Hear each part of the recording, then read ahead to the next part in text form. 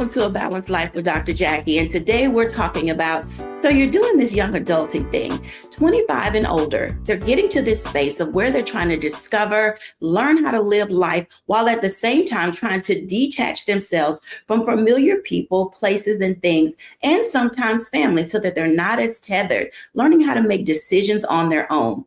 Today, we're going to be joined by Lavita Marshall. She is a reading specialist, but also serves as COO of her family business and company, Air Development Group. We're also joined today by our own level up coach, Dr. Tierney. She is all things related to get your ish together, and she will tell you all about it when we have our conversation today. And we're also joined by our special guest, Janine Halloran. She is the founder of Coping Skills for Kids. Welcome in, everybody.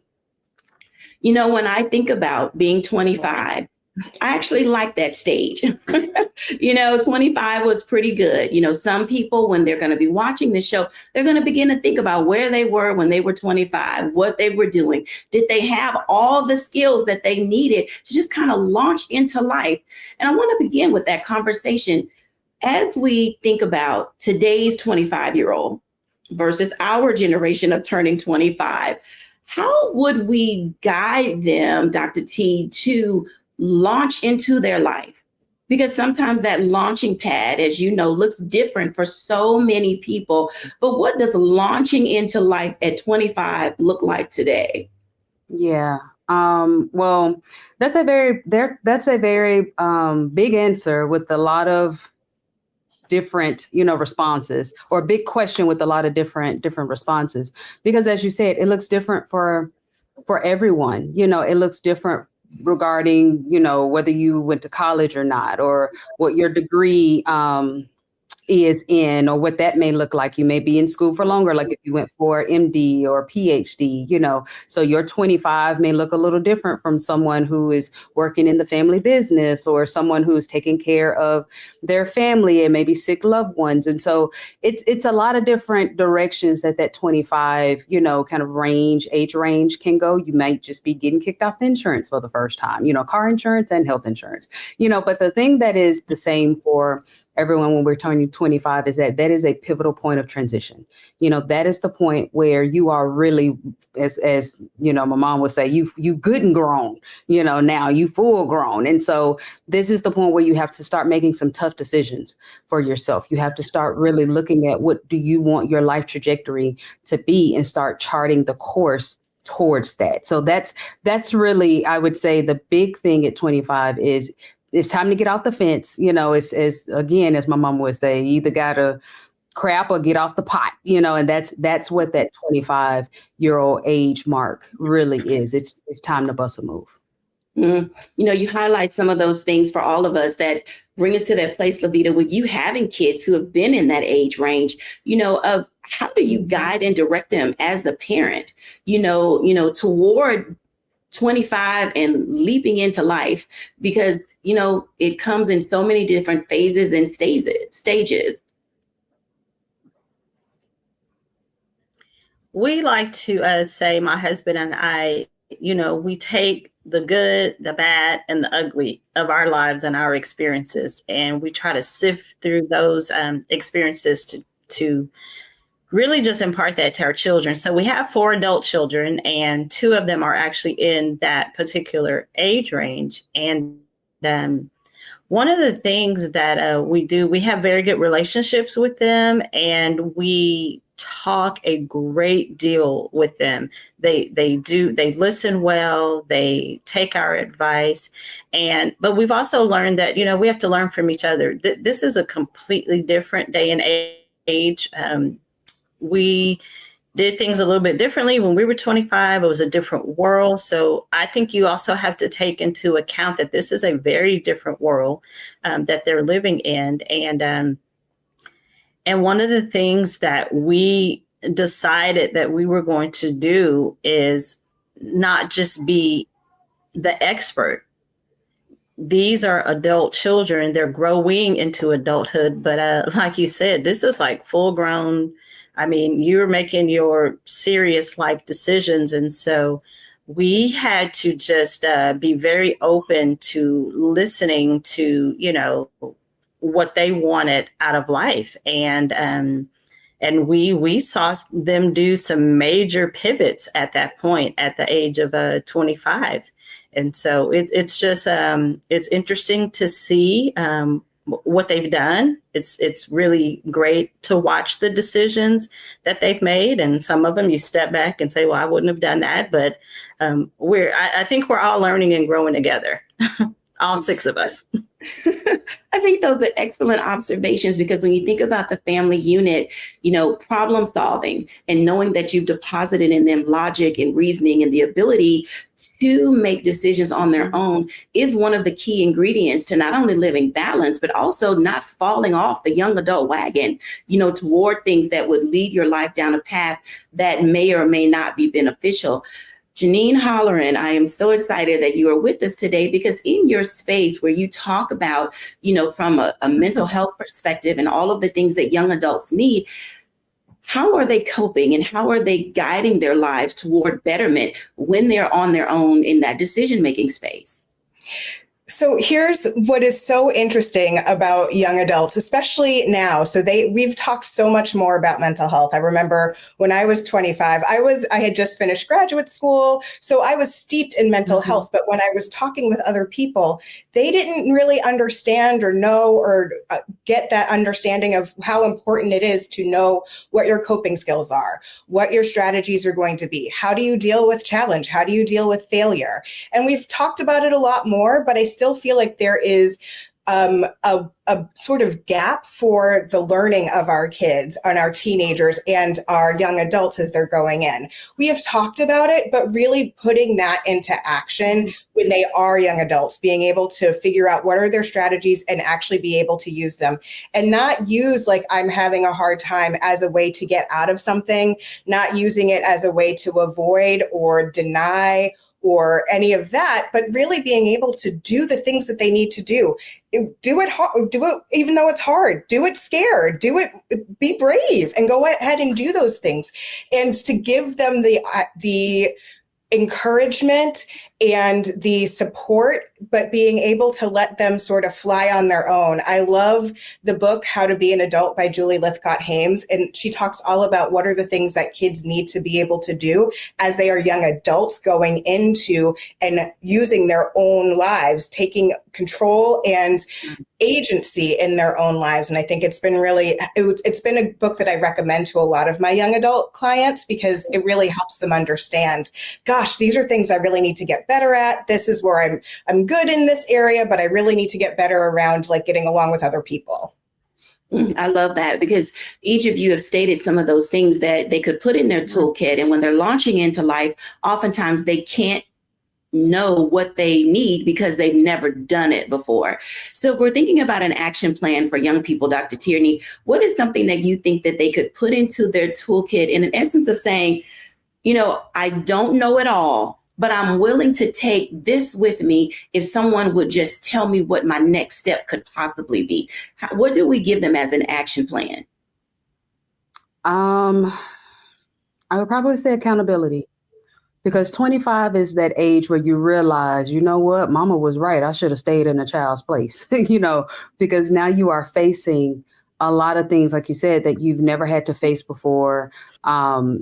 Things that you thought might have been easy, or, oh, I'll just float through this. You're realizing you're really having to put some sweat equity into it. And it might not happen as quick as you thought it was going to happen. And maybe what I saw on social media wasn't the whole story. And so there's a lot of other pieces that are coming into play. And so that's where we want to then run back to mama's house or point the finger and say, well, they did it. They wasn't fair. And we have to then take that accountability and say, no, I am now, the adult here. I have the responsibility for my life and to make the decisions that would be good for me. And I have to be accountable for that. I can't blame anybody else. I can't get anybody else to fix it.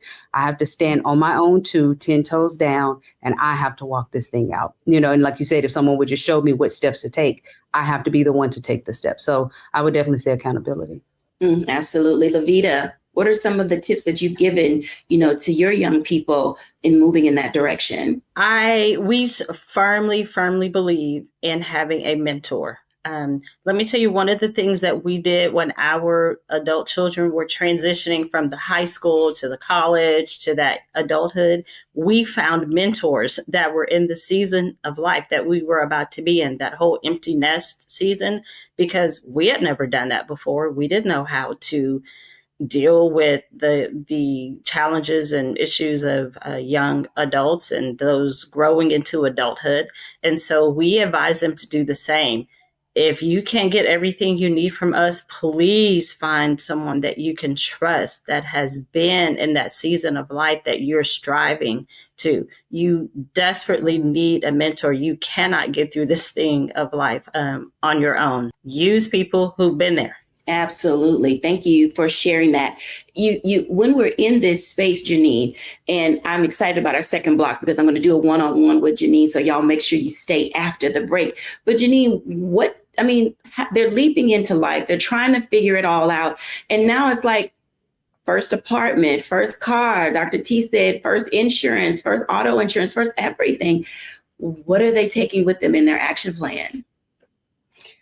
For me, the thing that I want to make sure that they are taking with them is being able to know what their core values are and walking and showing those values as they walk through whatever they're doing. If you want to show that you are hardworking, if you are honest, if you are respectful, you show up in your life like that for everything. For what it looks like when you are making your appointments and you're going to show up on time, for making sure that you are showing up to work and being ready to go and professionally ready to be able to participate. So lots and lots of different things, but really understanding who you are at the core and being able to show up like that when you are walking through your life.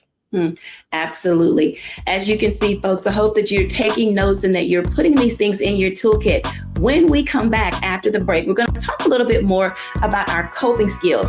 I know they are not easy to grasp, but when you know what you need, it's easy to pull something out of your purse, out of your back pocket to keep you moving forward. We'll be back in a moment after the break.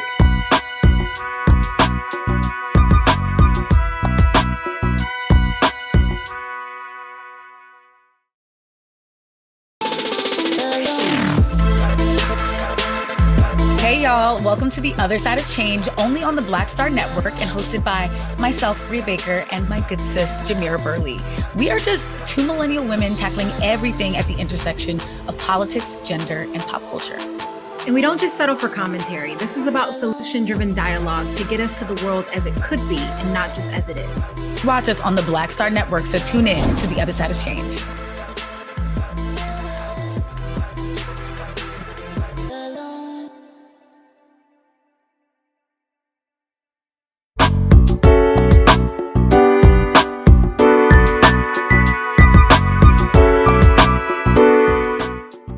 Welcome back, everyone. And being a young adult isn't easy. Heck, being a full-grown woman, full-grown man is not easy. But we've tucked away some things that we've learned in life because life experience can be our best teacher. I want to talk to Dr. Tierney and Janine Halloran for just a moment regarding these things, because both of you nuance relating to moving toward and moving away from things in order to be able to find our space in this life. So ladies, when we are in this environment and we're discovering what it is that we need to do, Janine, talk to us about the coping skills that are required for young adults, because I know in our business, Dr. T and I, we often find that we're talking to 55, 65, 75-year-old women who are still dealing with 25-year-old skills or problems or triggers or hurt, things that even when they were small children should have been addressed but had not. So what do we need to know in order to guide people toward improving their lives? So the first thing I would say is that we are always able to learn and grow and improve on our coping skills. That is a lifelong journey for all of us, myself included. It is something I am always striving to find new strategies that work, because different things will happen to us as life goes on. And so we need to figure out what are the strategies that are going to work best for the situation that I'm facing, for the feelings that I'm having, for where I am. So I love for young adults to understand, just because, maybe we talked about this when you were a teenager or you had some therapy when you were younger, doesn't mean that you don't have room to grow. You don't have room to explore. And the thing is, if we're not dealing with stuff that is happening to us, it just festers and we just continue to fall back on those unhealthy patterns. So I think it's really helpful to know and understand our brains have plasticity and can learn. And no matter how old we are, we can learn new things. But it's really helpful to start to dig into what are those strategies that are going to work for me. And the way I like to sort of talk with young people about it is, I want you to have strategies for those emergency strategies, like when you're feeling frustrated, overwhelmed, stressed out, anxious in the moment. What sort of breathing are you doing? What sort of self-talk are you having? What sort of relaxation can you do in those moments? But then also building in, what are the strategies I can do to take care of my mental health regularly? A mental health hygiene, just like you have a health hygiene. What are the things that I'm going to do that are going to help build me up, fill me, renew me, re-energize me, so that I can show up in the world the way that I want to show up? Those are important keys to being able to show up the way you want to show up. Dr. Tierney, you're helping us in so many ways throughout the time that we've been together on this show. But in your regular life, you're also dealing with these young people, from when you were a college professor to helping them discover, the lane that they need to stay in. What in your work do you do to guide them towards stress and coping and staying centered as individuals? Yeah. I think the big thing here, it's something that Janine said right before we went to break. Who are you at your core? I think when we hit that 25-year-old range, that's when we're really figuring that out and trying to answer that question. And it's not who we think we are in our heads, or this grand idea that we want to hold on to that may or may not really be true, or who our parents said that we were, or who our friends think we are. It's, who do you say you are at your core? And that becomes the compass that then guides everything from the career path you choose to what coping mechanisms work best for you. Because what works for Janine would not necessarily work for me. What works for me would not work for you, Dr. Jacquie. So it's all about knowing and really getting to that center of who you are. And so in all of the coaching that I've done, and even in my time of working with students in higher education, that's really what it all boiled down to. Taking that time to peel back those layers, looking yourself in the mirror and saying, hey, who am I? And then going, who do I want to be? Because just because you may show up in a certain way, that may not be the truth about who you are, or who you really want to be. And so then saying, okay, well, what work do I need to do? It could be something as simple as Janine said, making sure that I'm on time. I want to be someone who is punctual. I want to be someone who is generous. I want to be someone that's kind. I want to be someone that when people are around me, they feel better about themselves and I bring joy to their day. All of that are things that you can define for yourself to say, hey, this is who I want to be. This is the identity that I want to embody. And then working towards that. I love that earlier we talked about getting a mentor. This is where I get on my soapbox, and y'all know I go on my soapbox all the time. Get a coach. This is the perfect time to get a coach to say, hey, here's who I want to be. Here's what I would like to accomplish. Help me do that. Help me close the gap between where I am and where I would like to be, because you don't have to make the same mistakes that I made when I was in my 20s. I'm glad Facebook and social media was not around when all of that was happening, but you don't have to make the same mistakes. When you have a coach, someone that has been there, someone that is where you would like to go, they can close the gap, for you. They can collapse time for you. So what might have taken me a year or 2 years or 10 years to learn, you can get it in the 10 sessions that we'll have over the course of 3 months or so, and so that's one of the things that I always kind of with the soapbox that I stand on, and what really counsel my students and even my clients about, is really getting to the core of who you are, because that guides everything that you do and who you ultimately become. I believe that. Now, both of you at 20, we've used this word a lot. You're being 25. And so I hear, and we're going to test this out.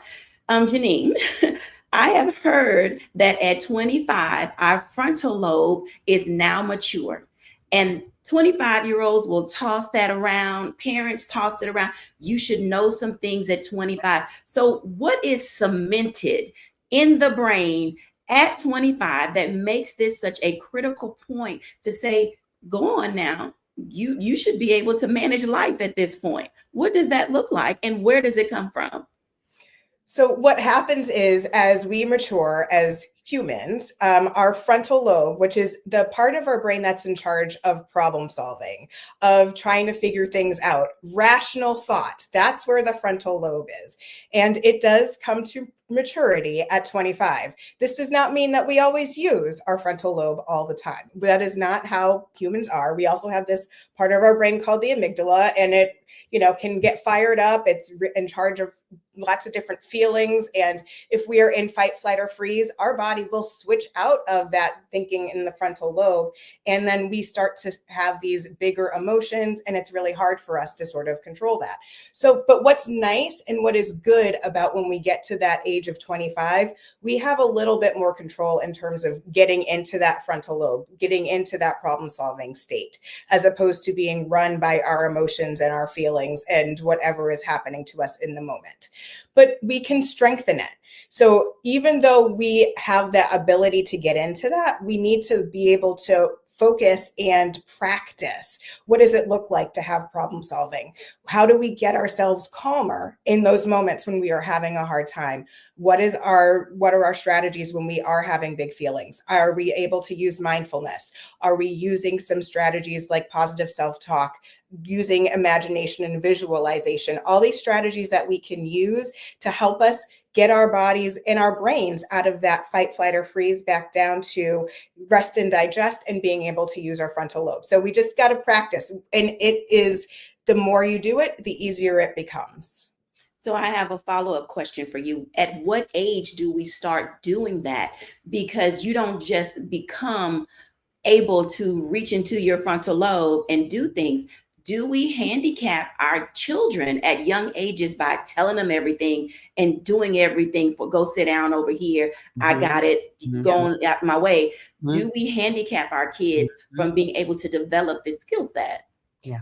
The reason why I started Coping Skills for Kids is because I wanted kids to learn strategies earlier, because I felt like there are so many times where, we as the adults are saying you need to do this versus I inside myself can choose to do things. When kids get to be like 8 or 9, we can have conversations around that. Like I talk with kids about their frontal lobe.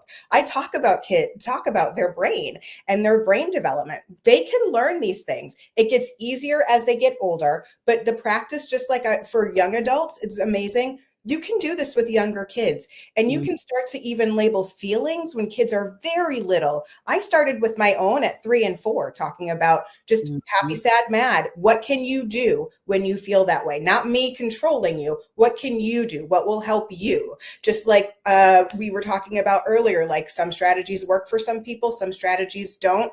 What works for you might not work for me. Same goes for our children. They're just going to grow up into adults, right? Like we need to figure out what strategies are going to work for them and what helps them walk through those moments of challenge.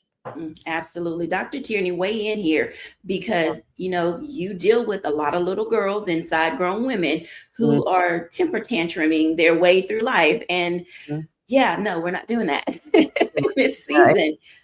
And it's not little girls too. It's little boys locked inside of, men that's having these temper tantrums. And, and I love that you asked that question, Jackie, because I think we miss the point where we're talking about 25-year-olds.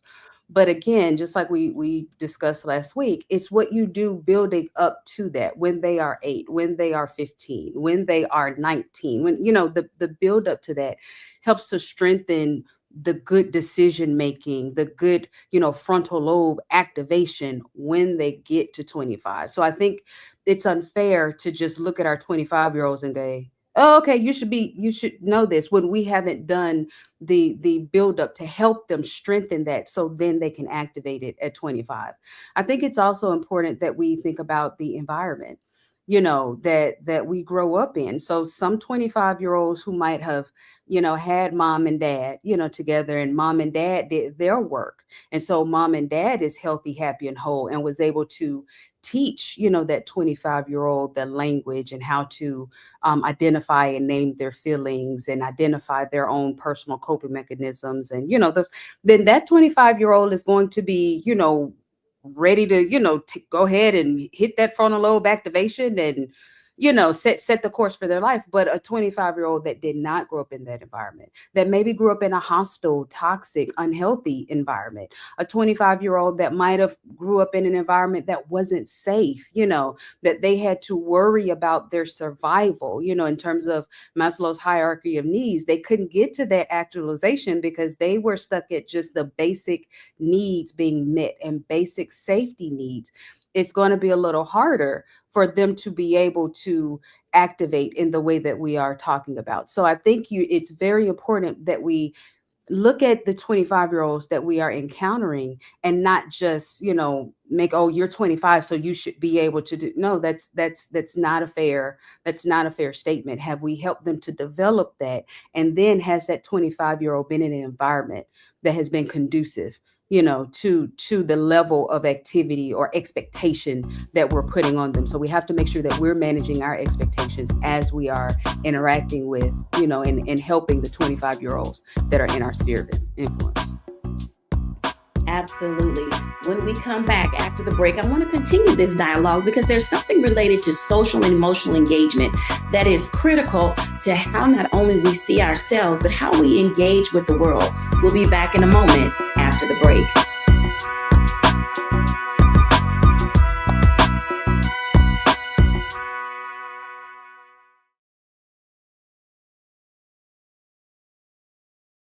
What's up, y'all? Look, Fanbase is more than a platform. It's a movement to empower creators, offering a unique opportunity for everyday people to invest in Black-owned tech, infrastructure, and help shape the future of social media. Investing in technology is essential for creating long-term wealth and influence in the digital age. The Black community must not only consume tech, we must own it. Discover how equity crowdfunding can serve as a powerful tool for funding Black businesses, allowing entrepreneurs to raise capital directly through their community through the Jobs Act.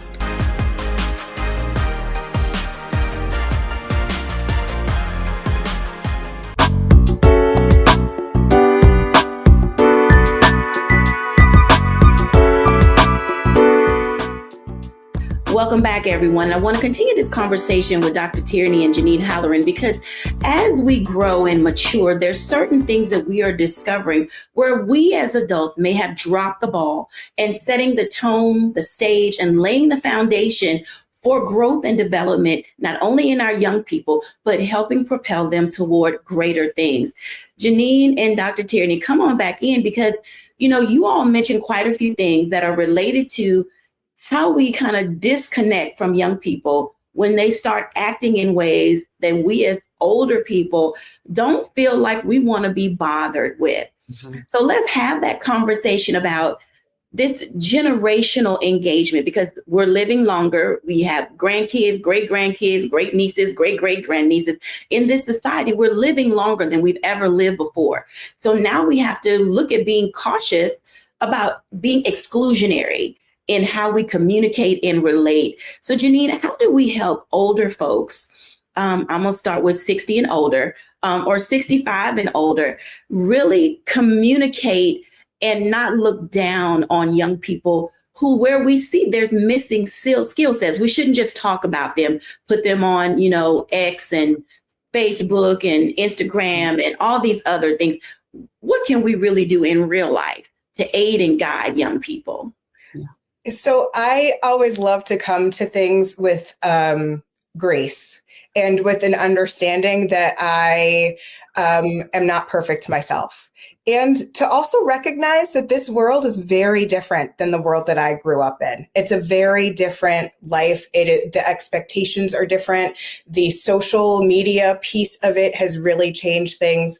Financially, it is a different kind of world than people who are 60, 65 and older grew up in. It's just, it's a different kind of challenge. And to come to it with an air of grace, an air of being able to learn a little bit, like, tell me what is going on, as opposed to talking down, but like, no, just tell me about your experience, tell me what's going on. And then what I would also want to do is talk to the young people about being open to hearing what other people are saying. I feel like a lot of times we need to really be open to dialogue, to be able to hear and understand what other people are saying, understanding and recognizing other people's points of view, other people's experience, and being able to recognize what we can learn from one another. And that's very hard, as we know. That's a very hard strategy and skill set to build up. But just being able to be open and recognizing that I am not, as an older person, the font of all knowledge. I have knowledge and I have experience, but I'm not living the way that they lived through COVID in high school and college. I did not live that. I recognize that is something that I did not realize and I did not experience. So I want to hear from them. What was that like for them? And then I can share what it was like for me. Absolutely. Dr. T, give us some light and wisdom. I think it all just comes down to humility. I think that's really what it comes down to. Whether you are 65 plus or you are 25 minus, sugar, you don't know everything. You know, our 65 plus year olds, you don't know what it is to grow up with, literally a million people in your pocket every day.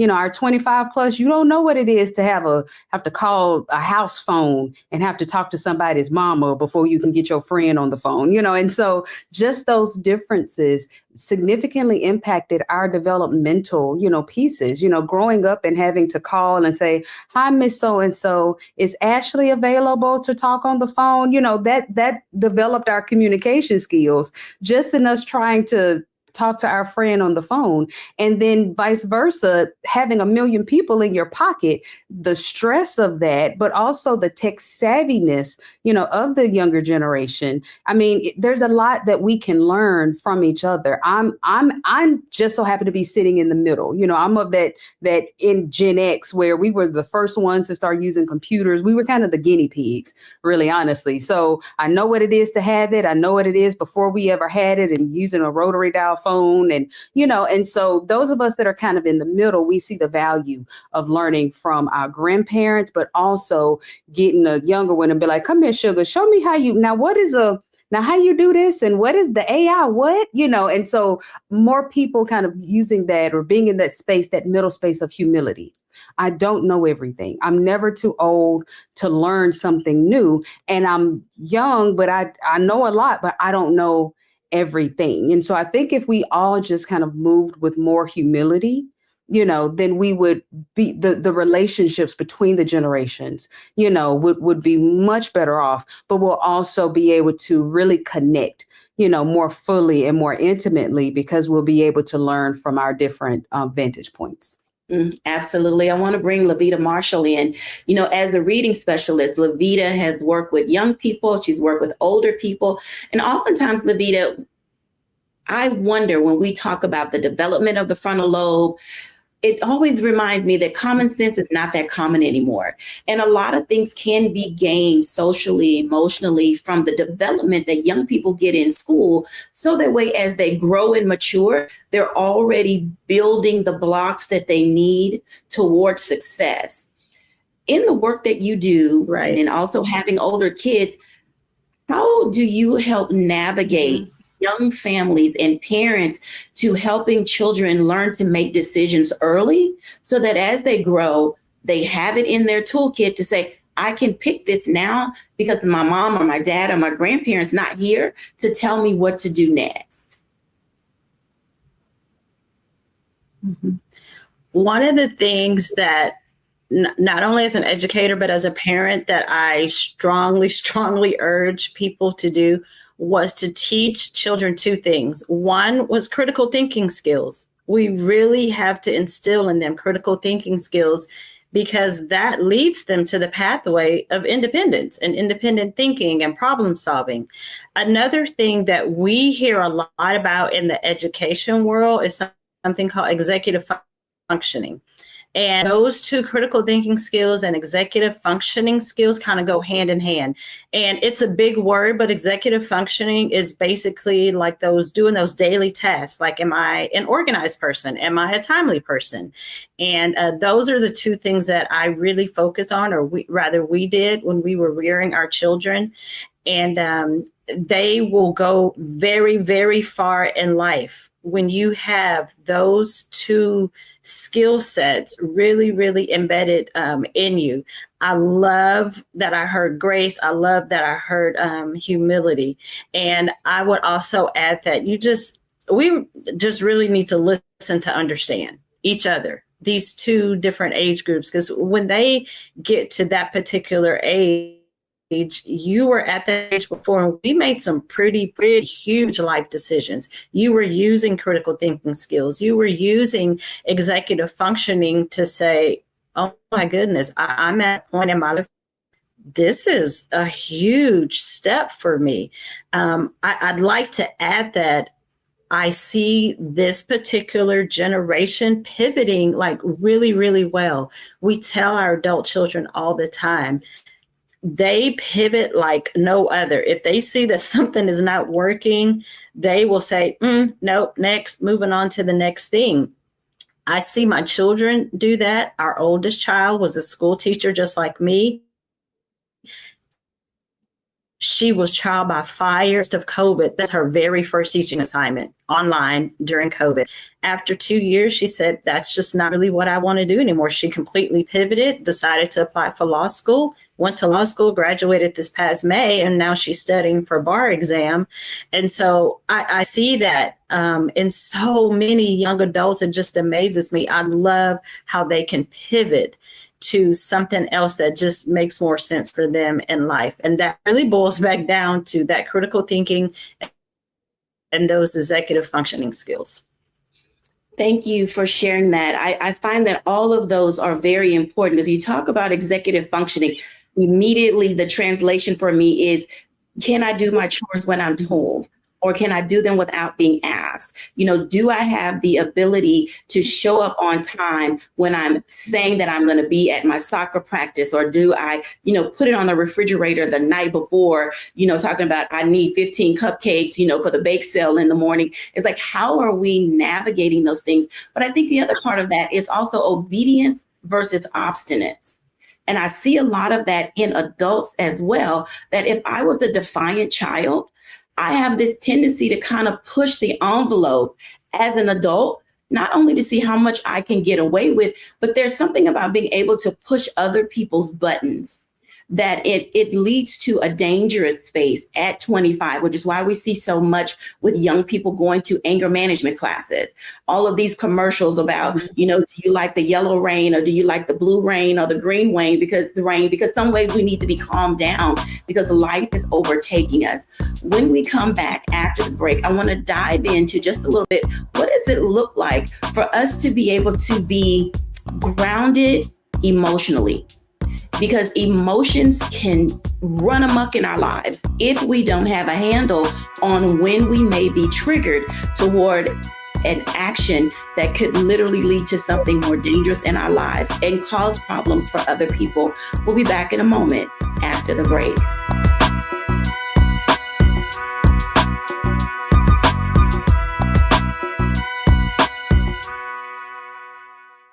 Hello, I'm Isaac Hayes III, founder and CEO of Fanbase. Listen to what I'm about to tell you. The window to invest in Fanbase is closing. We've raised over $10.6 million of our $17 million goal. That means there's room for less than 6,370 people to invest in Fanbase for the average amount. The minimum to invest in Fanbase right now is $399. That makes you an owner in Fanbase today. Go to startengine.com/fanbase to invest. Why? because current social apps have taken advantage of users for far too long, with content suppression, shadow banning, harmful racist content, and no real tools for monetization and equity. Fanbase has over 1.4 million users and counting, allowing anyone to reach all their following and monetize their content from day one. Social media is the new TV, and whoever owns the apps that distribute that content have the opportunity to own potential billion-dollar companies. While big platforms with uncertain futures are failing to serve their users, Fanbase is stepping up to fill the gap. Don't wait until it's too late. Invest now, invest for yourself and your future. Go to startengine.com/fanbase and own the next generation of social media.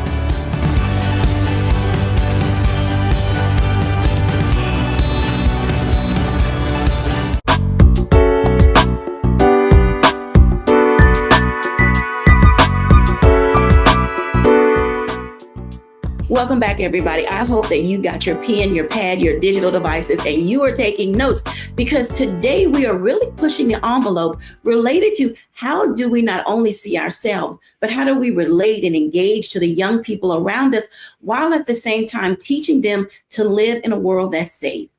And safe is a word sometimes that we don't know how to actualize it. But I believe that it begins with putting things in your toolkit that can help you say, I know when to go, I know when to stay, I know who I need to disconnect from, but I also know when to seek help. And oftentimes help comes by asking. So ladies, let's talk about that for a moment.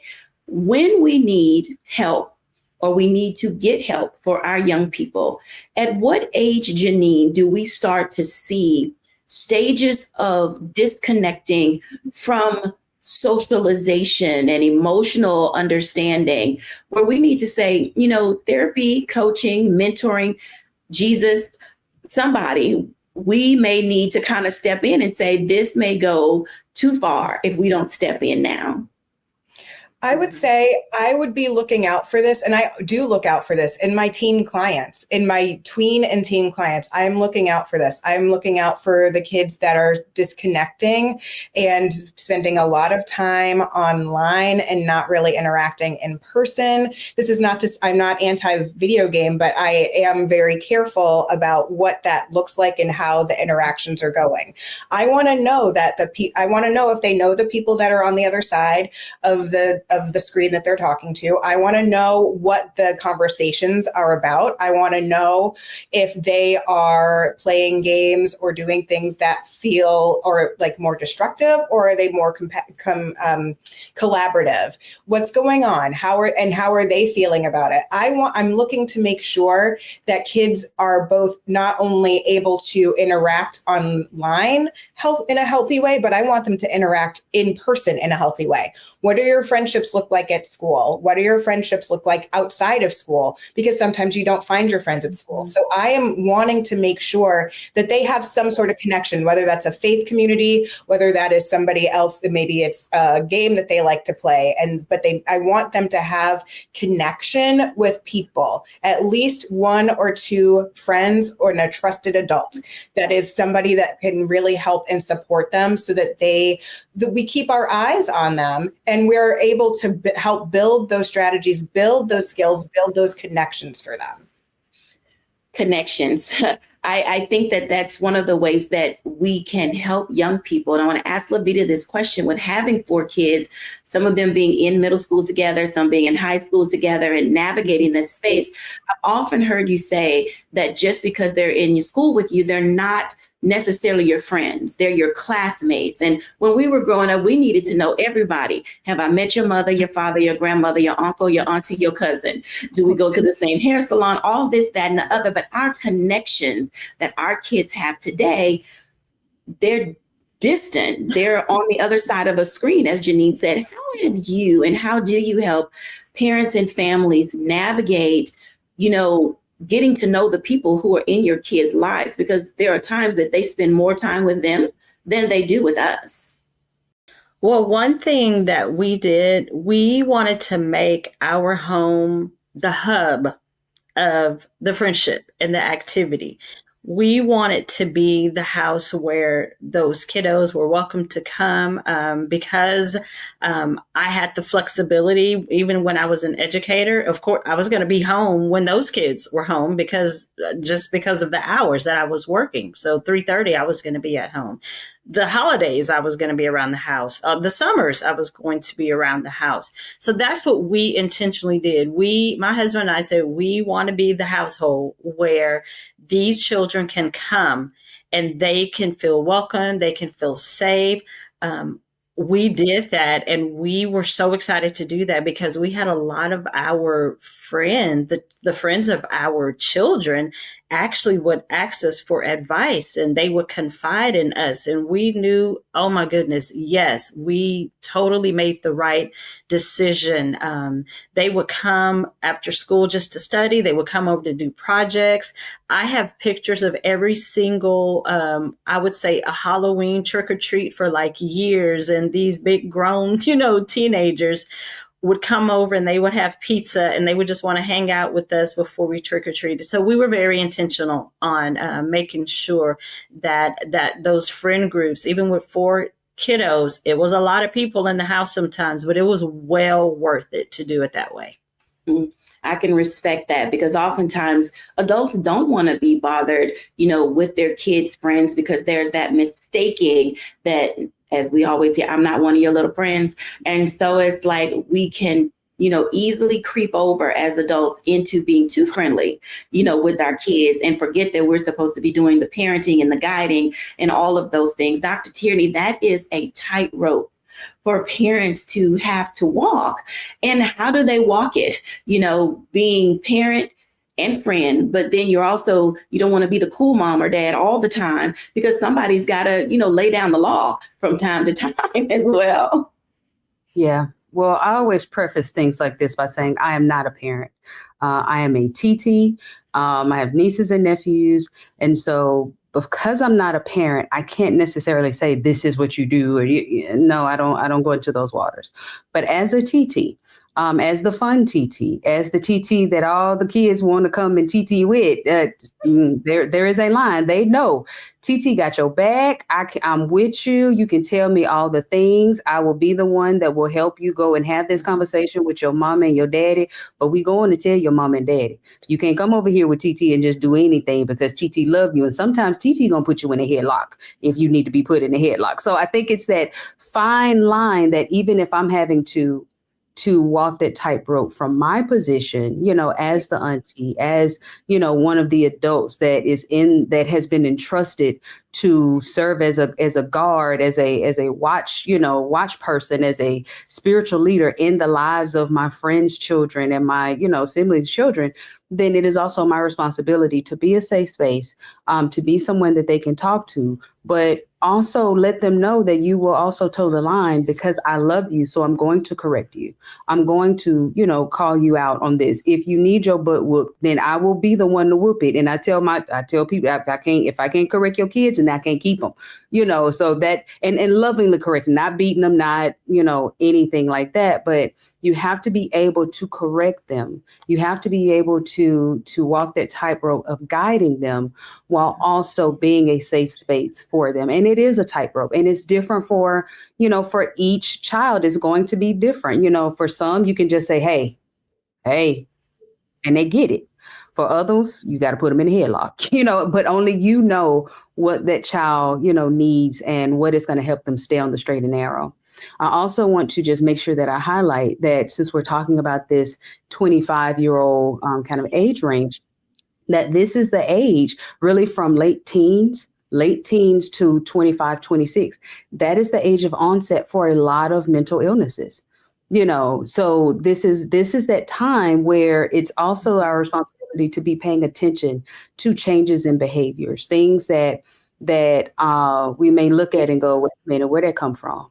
Why are all of a sudden but I think a lot of times we miss it because we just assign these different behaviors as character traits. Oh, what she always and he always, and it might not be that. It really may be that there is now an onset of bipolarism or major depressive disorder, or those are just two that is the age of onset. So this is also a time for parents, TTs, guardians, grandmamas, uncles, to really be paying attention, to the different things that we see that are out of character or just seem to appear out of nowhere, instead of just saying like, oh, these kids nowadays, they just know it might be something else that's happening, that this 25-year-old or 20-year-old or 19-year-old may need some additional assistance, may need some professional help, may need some medication, in order to make sure that they stay balanced and healthy, happy and whole, so that they can continue to build the life that they want and not get locked into any behavioral, emotional, or patterns or cycles that then ends up, changing the trajectory of their lives, all because they didn't know that they were developing a certain mental or emotional disease. Okay. So I want to make sure, Sugars, that you know that please pay attention to that, because this is the age range where that happens. And I am, as Jackie said earlier, Dr. Jackie said earlier, we deal with the 40-year-olds, 50-year-olds, where now we're calling a thing, but it really started in our 20s, that now we're just now getting the proper name for it and getting the proper diagnosis for it and understanding why these things happen the way that they did in our 40s and 50s. If we can catch it at 25, then please let's catch it at 25. Absolutely. I want to circle back to Janine Halloran for a moment, because you mentioned 3 words that we use all the time. And I'm adding another F to it because I think it's an important part of the work that I do in balanced living: fight, flight, freeze, but also flourish. In this way in which we're trying to navigate stages of growth and development for young people, how do we help them get unstuck? I think really what it comes down to is, again, having lines of communication that are open, being willing to hear, paying attention to what is going on for them, and being able to have conversations and thinking about it as a marathon and not a sprint. We are, wanting to make sure that our communication, our relationships are going to change and grow as they are changing and growing, but to always be able to be open to having conversations, listening to what they have to say, paying attention if their behavior is changing more than a couple of weeks at a time, something unusual is happening for them. But to just continue to stay connected is really the heart of it. It's all about connection from the time that they're little until the time that we are older. We want to be connected. And especially with the young people, we want to stay connected with them as much as we can. So I want to ask you a question, and I'm going to ask the same to each of you. What does flourish look like in the life of young people at 25 and beyond? Where should they be going so that they can see success is possible? Janine? I would say for them to flourish is to have a good understanding of who they are and what they want, and to find some joy, to know that it is okay and you should find things that you love to do, things that you enjoy doing, just for fun. Have some fun. Do not let fun leave your life. That is how you can flourish. Okay, Levita, what should young people do to flourish? Yeah, that joy is my word. I have that all over the place, but peace as well. I'm a firm believer in having peace and having joy in your life. And that comes from doing something that you are so passionate about, that you truly feel like it's just a labor of love. And so I would just encourage them, please find that thing that brings just true joy and true peace in your life. Dr. Tierney. I agree with everything that everyone has already said.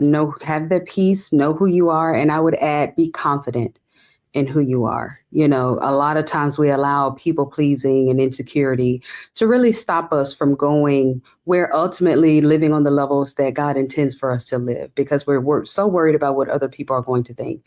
So in the age of social media, to really flourish, I think it's really to be confident in your skills, confident in who you are, confident in that gift that God gave you, as to why God said there needed to be a you on earth. Confidence. I love that. Everybody, when we come back after the break, I'll give my reflection.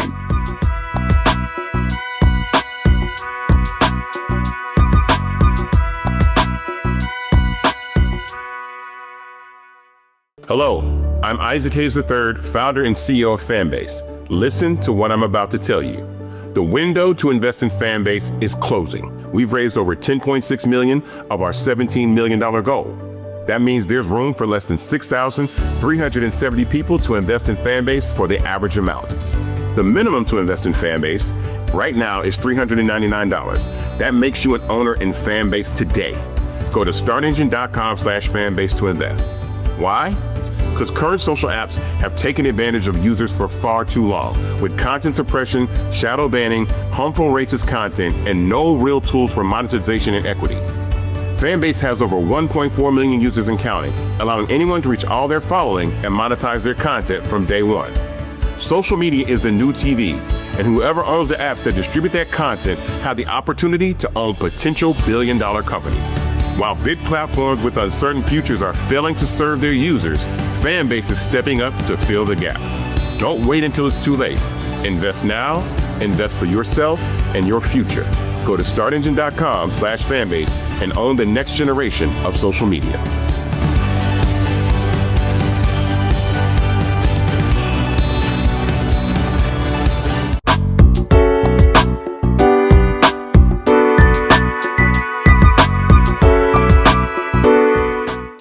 Welcome back, everyone. And as you can tell, there is no shortage of ways in which our 25 and older can learn to live the life that they are meant to live.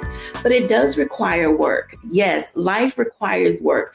It means that you should be engaged, that you should have substantive conversations with people who want to listen to you, who believe that there's a place and a space for you in this world, while at the same time discovering that it's okay from time to time to step back, reflect, and disconnect from the world so that you can find your inner joy and your inner peace.